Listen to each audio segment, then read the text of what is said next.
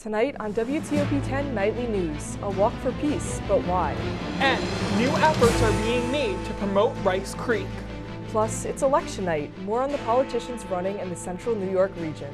WTOP-10 Nightly News starts now.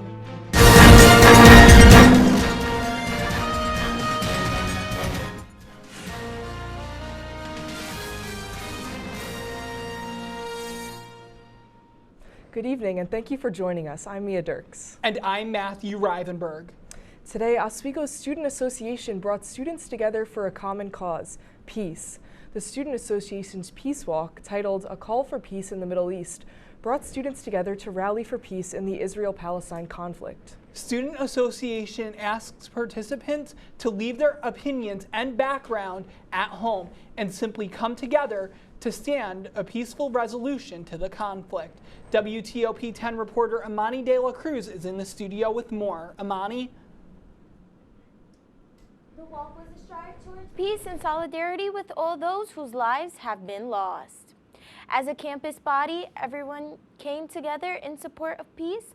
This walk spanned the middle of campus all along the lakeside of campus and ended with 2 minutes of peace and silence for those who have lost their lives. Because I thrive for peace, and because peace will always be the answer. Peace solves a lot of issues, as well.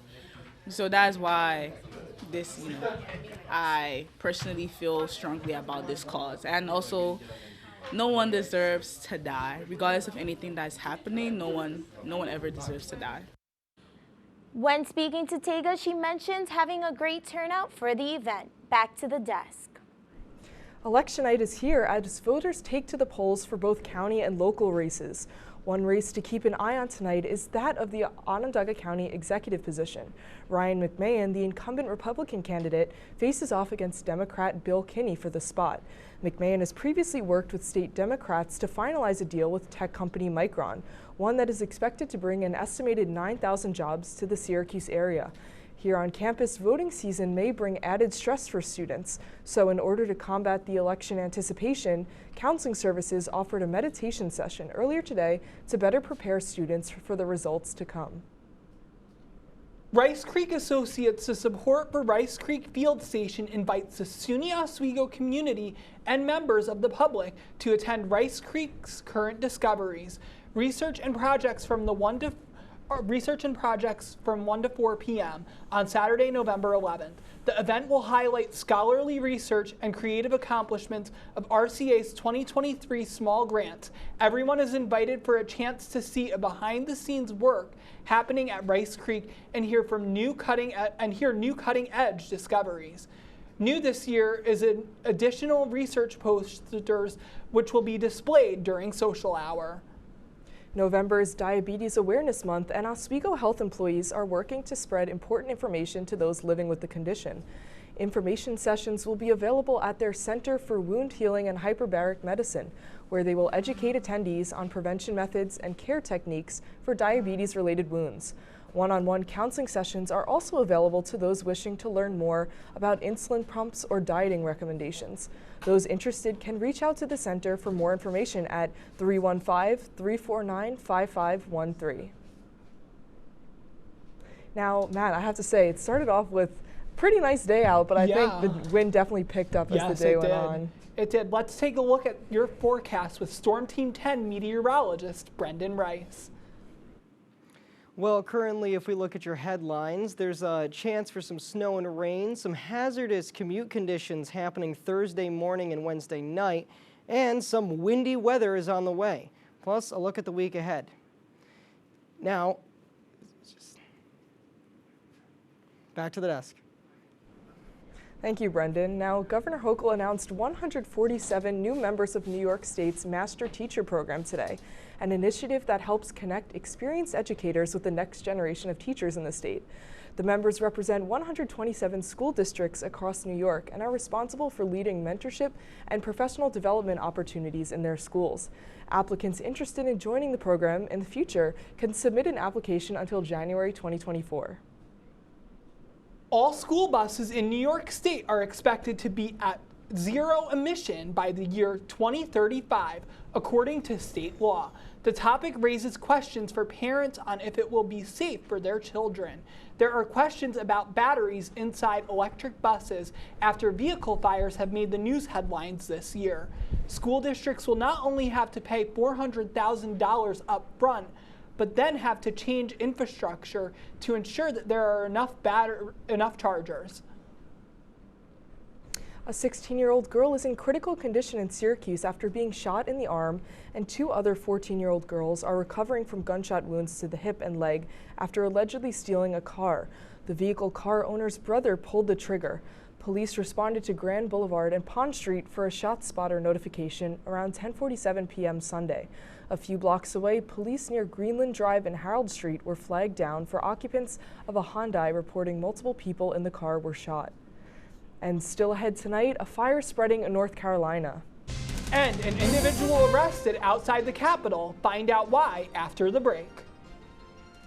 Hey there, I'm Al Roker, class of 76. Yes, way back in 76.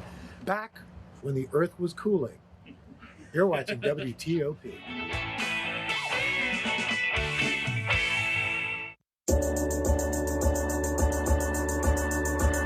The Kinda Late Show with Chloe and Anna.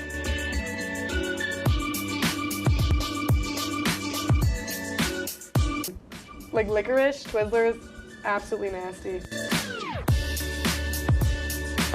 The thought of turkey is just nauseating. I think you're wrong, is what I think. You think I'm wrong a lot of times. I do think you're wrong a lot. When you look at the number of disasters in the U.S., chances are every area will deal with some kind of emergency in the next decade. And between school, sports, and social lives, chances are you won't be with your kids when it happens. Will they know what to do? Ready.gov/kids has the educational tools and information to make the conversation easy. When the time comes, chances are they'll feel prepared, not scared. So talk with your family today.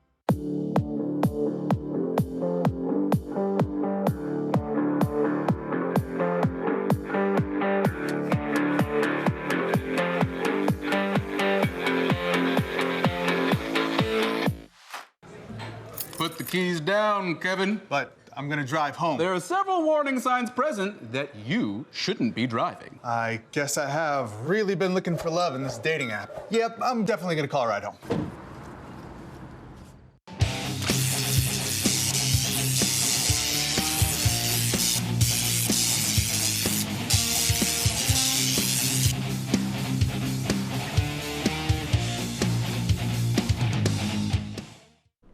Welcome back to WTOP-10 Nightly News. Here's your national news report.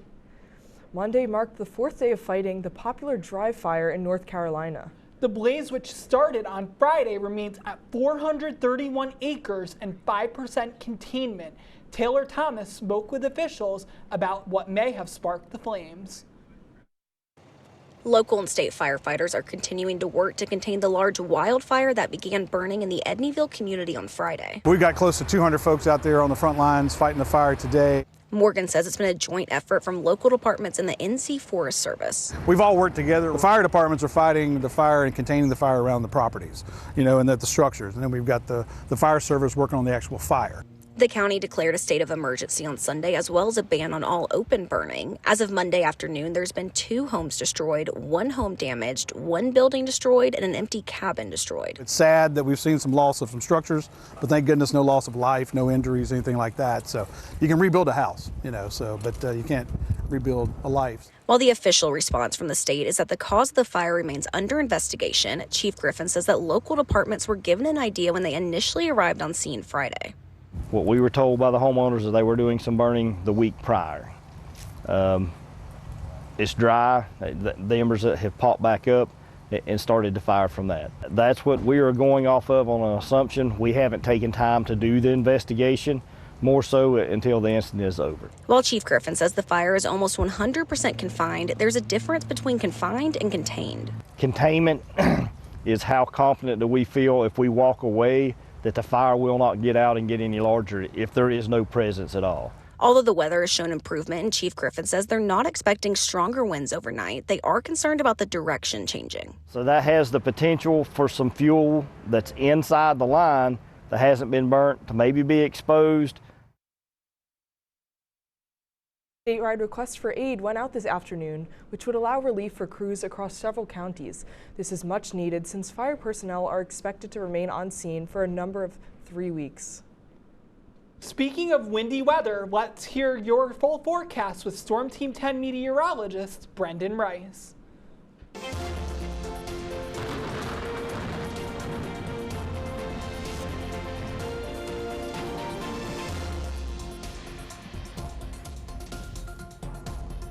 Currently looking at your current conditions over Oswego, it is overcast with 45 degrees. Feels like 38 because, yeah, we got some gusty winds out there. Right now, steady wind of around 15 miles per hour coming from the lake shore with some gusts into the 20s. Pretty high pressure, so it's relatively nice other than that, but that's going to change.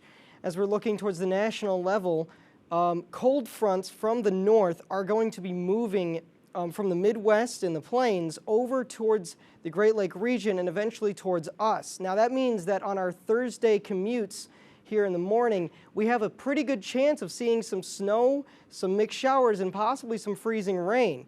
So as we're looking at that, it could be potentially hazardous. By the evening, however, temperatures are going to be a lot nicer, and we're looking more at some cloudier weather in the afternoon, mixed with some possible showers heading into the night. Now, as we look towards Thursday and Friday, it is going to be very windy. Some gusts up into the upper 30s, in fact, as we look towards Thursday and Friday. So that's why I'm putting up on the record that you will likely lose your umbrella if you're trying to use it. So try and keep cool, try and keep warm in other ways, especially keeping dry. Raincoats might be a better option. Now, as we look towards your 7-day forecast, temperatures initially increasing into the 40s with some lows into the 30s. Again, that chance for some rain showers in the morning. That teeters off as we head further into the week and to next weekend with temperatures dropping into the low 40s. Some rain happening from Wednesday all the way until Friday, Saturday. As we head in towards Sunday, and next week, temperatures becoming partly sunny and increasing possibly towards next week, being back into the 50s. Temperatures in the lows, however, remaining low, hovering right around or above freezing in the mid-30s. So that's all for weather from me. Back to the desk. Thank you, Brendan. Now, good news for Oswego students. SUNY Oswego jumped from 54th to 39th in the U.S. News and World Report's 2024 Best Regional Universities in the North, and ranks top 15 in public colleges in the region. Oswego also ranks 18th in the North Social Mobility Rankings and continues to maintain their place among the best value schools in the North.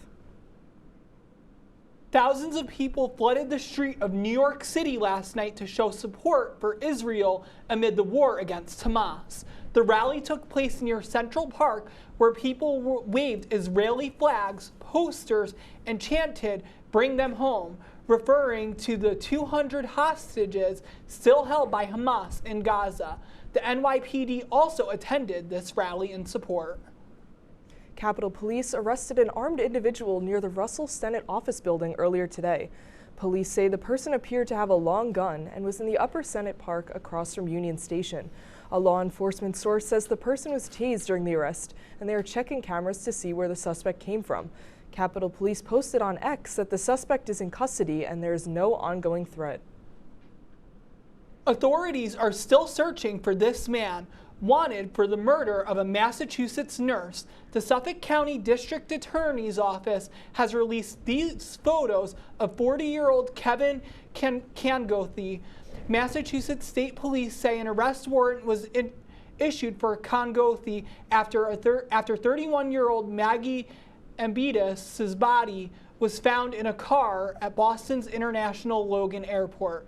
Police say Ambitu and Cangothy were dating, and the homicide was not random. Investigators say Cangothy got on a flight to Kenya from Boston. They are working with Kenyan authorities to locate him. If you have any information, please contact the proper authorities. And when WTOP-10 Nightly News continues, problems in finances, mental illness, and travel, but good news for breast cancer research.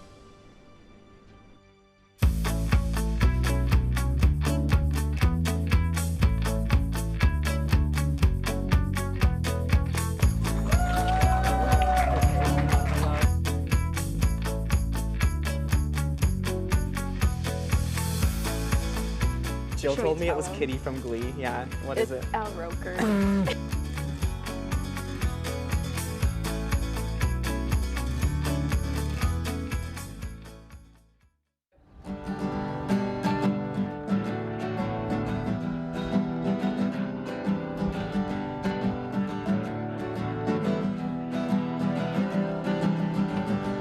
We're here for you, we're here for you. This is your channel 2.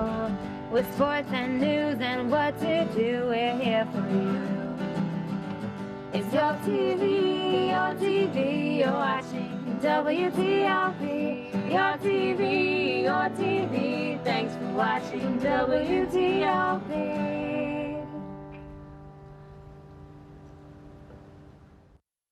What's going on? Yeah, dude, we go on at like 11:30. It's like No. What do you mean no? It's 10:30. 10:30? Yeah, it's 10:30. What do you mean it's 10:30? Hey, don't touch that. That's my ladder. Hey, man. Whoa. You know this book was already discounted 10%? Wow. Get a close up of that one. Matthew, Broadcast news. look at that. Can we go back inside? I want to sleep in the studio again.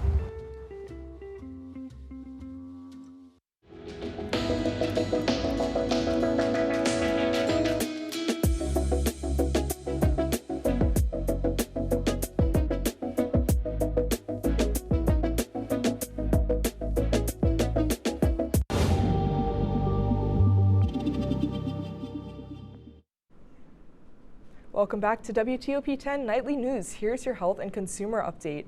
Retirement is the last thing on people's minds when they can't make ends meet. According to the Bank of America, over 18,000 Americans are dipping into their 401k savings accounts to pay their bills with an average of a $5,000 withdrawal. Not just retirement funds, but credit cards are being more relied on with rising inflation and cost of living. Take the tea out of the harbor. The British have licensed a breast cancer preventative drug to the U.S. A hormone-based therapy drug, Arimidex, generically known as anastrozole, has been found to decrease the risk of breast cancer by almost half in postmenopausal women. 289,000 women could be eligible for the drug to prevent breast cancer, the most common cancer in England. Attention deficit hyperactivity disorder, or ADHD, is a widespread problem that goes underdiagnosed in many adults that unknowingly suffer from it. Mandy Gaither speaks with a professional to identify problems adults with ADHD deal with and some identifiers so they can get closer to a diagnosis. Millions of U.S. adults have ADHD. It can cause problems at home, in relationships, and impact careers. So people will get in trouble at work. They may get reprimanded for not completing assignments. They may have trouble in their social life. Adults with ADHD may be tempted to take unnecessary risks. They may have difficulty waiting in line or driving in heavy traffic, feel restless and unable to sit through certain activities. They may frequently shift their bodies or tap fingers or feet, or have mood swings like a quick temper or low stress tolerance. Symptoms of inattention and poor concentration can be due to a whole host of other disorders. That's why psychiatrist Claudine Eagle with Mayo Clinic says to see a primary care doctor or mental health professional if you suspect ADHD symptoms. While there's no definitive test to diagnose it in adults, she says there are ways to lessen its impact. Routine is everything for somebody with ADHD. Manage your time. Use a planner, calendar, or app to help create reminders. Organize your tasks. Divide big jobs into smaller steps you can check off. And ask for help from family members and friends when you feel less motivated or overwhelmed. In the office, use storage systems to keep your desk organized and clear. You may also try using headphones or earplugs to block out distracting noises. For Health Minute, I'm Mandy Gaither. The Mayo Clinic states that people with untreated ADHD are more likely to run into substance, relationship, and vehicular problems in life, which makes it even more important to get diagnosed. Traveling by airplane this Thanksgiving may be out the window. United Airlines states that air travel for the upcoming holiday is expected to break records, with Sunday coming back being its busiest, and expected near 6 million passengers are expected to fly with just United Airlines alone over a period of 11 days surrounding the turkey holiday. Jeanne Mose has a story about the recent rescue of the world's loneliest sheep that is no longer so lonely. Here's more about Fiona the sheep. At the base of a cliff on the Scottish coast lived the world's loneliest sheep. No, this isn't some fairy tale. Fiona actually lived here in a cave for at least 2 years. Hello. Hello, darling. It's presumed Fiona fell down the hill when she was young, but no one had the will or a way to rescue her until now. Fiona has arrived. She's doing absolutely phenomenal. A group of 5 farmers rescued Fiona. They climbed down, put her in a canvas feed bag, and winched her up with a little hole for her nose. She was so relaxed throughout the whole thing. As we were bringing her up, she was actually nibbling at the grass. It was surreal. I've never seen anything like it. Fiona was looking pretty scraggly. Fiona. But even after they sheared off 20 pounds, she was still overweight. Look how chubby she is. Actually, there had been a sort of race to rescue her. Animal rights activists had been visiting Fiona in recent days, getting her used to people before they say they planned to bring her up. But the farmers beat them to it and took Fiona to Delscon Farm Fun. We're going to give Fiona a 5-star home. A farm park the public pays to visit. The animal activists started a petition to send Fiona to a sanctuary, and they protested outside the farm. Saying free Fiona, which is completely ridiculous. But the protesters say, Cheapy's going to be made into a circus. will the public flock to Fiona? As the headline says, all by myself.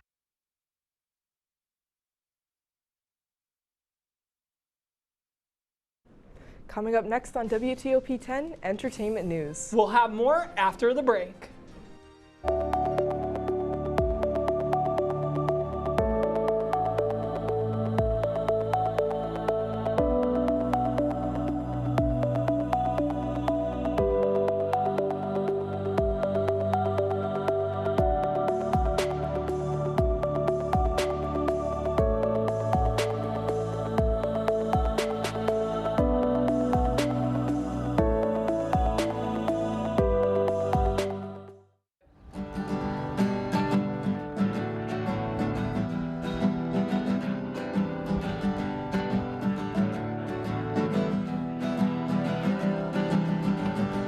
We're here for you, we're here for you. This is your channel 2.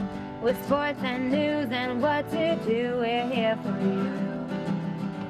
It's your TV, you're watching WTOP. Your TV, thanks for watching WTOP.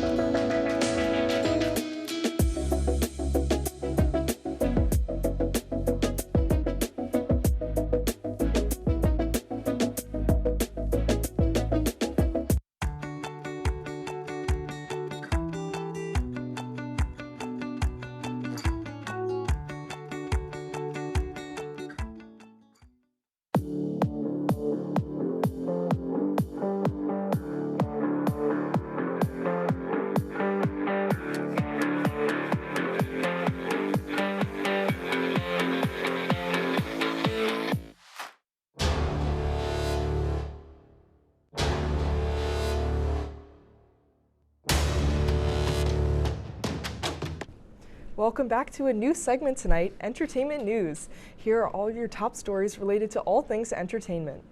A man who appeared in the 2020 docuseries Tiger King has admitted to wildlife trafficking. According to federal court records, Doc Antle pleaded guilty to wildlife trafficking and money laundering charges in court. Antle admitted to directing the sale of 2 cheetah cubs, 2 lion cubs, 2 tigers, and 1 juvenile chimpanzee, all of which are protected under the Endangered Species Act. Antle owns a private zoo in South Carolina called Myrtle Beach Safari, which was featured on Tiger King. The 63-year-old faces up to 5 years in prison, a fine of up to $250,000, and 3 years of supervised release for each count. A suspect in the murder of rap icon Tupac Shakur has been charged and will stand trial in June. The suspect, former Southern California gang leader Dwayne K. Davis, pled not guilty to the charges in his first hearing this week in Nevada. If convicted, Davis will face life in prison for his crimes. After a 27-year search for Tupac's killer, prosecutors hope that the case will finally be put to rest. Culture Club singer Boy George is set to be on Broadway, an event honoring Adele and more. Here's CNN's David Daniel with your Hollywood Minute. To be in America, having a great time. Boy George is heading back to Broadway. The Culture Club singer is set to join the cast of Moulin Rouge the musical from early February through mid-May. He'll play Harold Zidler, the owner of the Moulin Rouge nightclub. George's last Broadway appearance also involved a nightclub. 20 years ago, he wrote the music and lyrics and starred in Taboo, about the 80s London club of that name. An honor for Adele. The singer is set to receive the Sherry Lansing Leadership Award at the Hollywood Reporter's annual Women in Entertainment Gala. Lansing, a former studio exec, praises how Adele has paved the way for female artists to define their own voices and careers at a critical moment for women in music.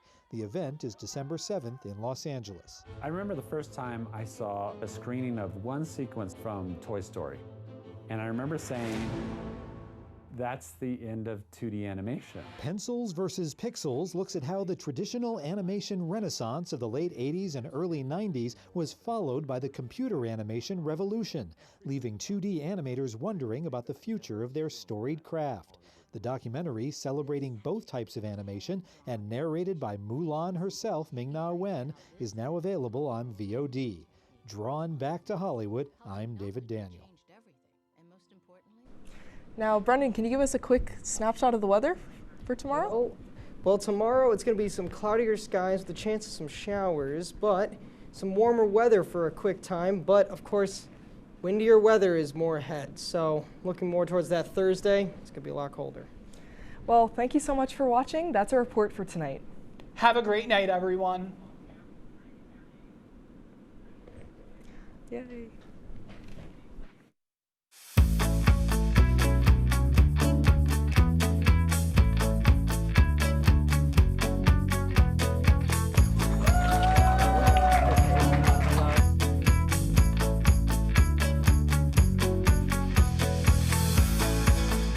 Jill told me it was Kitty from Glee. Yeah, what is it? Al Roker.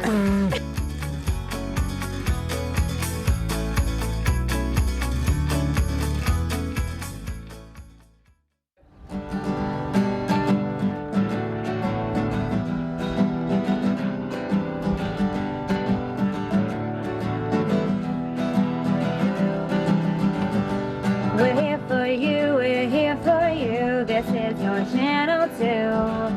With sports and news and what to do, we're here for you. It's your TV, you're watching WTOP. Your TV, thanks for watching WTOP.